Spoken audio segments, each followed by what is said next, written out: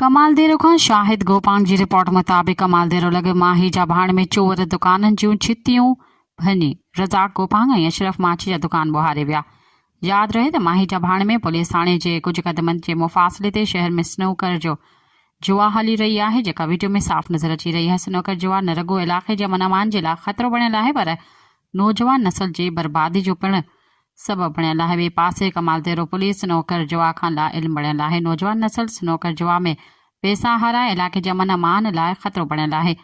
SSP नशर Firoz Bashir Ahmad Birohi खे इलाक़ाई वासियुनि appeal कई आहे त शहर माही जा भाण में हलंदड़ स्नूकर जुआ ख़िलाफ़ नोटिस वठी जुआ जा अॾा बंदि कराए इलाइक़े जे अमन अमान खे बहितर बणाए वञे। हाँ, ये छा मसलो थियो तव्हां सां? किथे थियो आहे? दुकान जे मथां छित भञी दुकान में कुझु कैश कुझु सामान कैश घणी तक़रीबन अंदाज़न? कैश 40 जे लॻभॻि। ॿियो सामान को? ॿियो सामान माना सम्झो को सिगरेट लॻा चांहि